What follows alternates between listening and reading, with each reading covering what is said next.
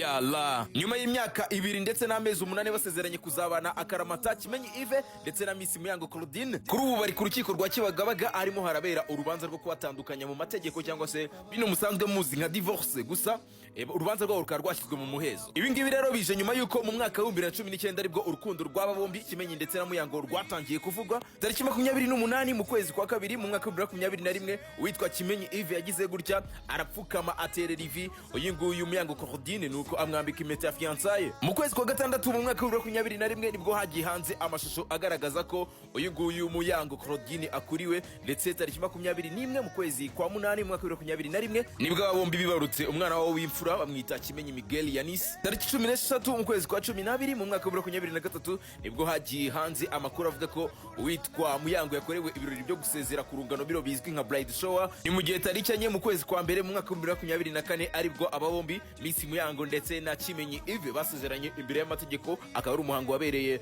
mu murenge wa Nyarugenge. Nyuma yaho kandi gato nyuma y'iminsi 2 gusa tariki 6 mu kwezi kwa mbere mu mwaka wa 2024 nibwo aba bombi barushinze bemera ko bagiye kubana nk'umugabo n'umugore basezerana imbere y'Imana. Bibutse ubwo bari bakoze ubukwe nyuma yuko harashize imyaka 5 bavugwa mu rukundo, ndetse muri iyo myaka 5 bari baribarutsemo. Gusa nyuma yo gukora ubukwe nyuma y'umwaka umwe gusa mu mwaka wa 2025 nibwo ku mahoranyambaga benshi batangiye kuvuga ko umubano wabo utameze neza. Byakomeje rero kugenda bivuga ku mahoranyambaga kuva mu mwaka wa 2025 kugeza mu mwaka turimo 2026 bikivugwa. Uyu munsi rero tariki 14 mu kwezi turimo kwa 8 akaba aribwo amakuru yagiye hanze ahamya ko aka kanya kuri ubu turimo tuvugana ubu aba bombi Kimenyi Yves ndetse na Muyango Claudine bari kubarizwa ku rukiko rwa Kibagabaga harimo harabera urubanza rwo kubatandukanya mu mategeko bino bizwi nka divorce. Gusa kuri ubu urubanza rwabo rukaba rwashyizwe mu muhezo. Ngaye nguko rero ibindi nabyo turaza kugenda tubigarukaho mu masaha make cyane ari imbere, nuko rero byifashe ngaye nguko.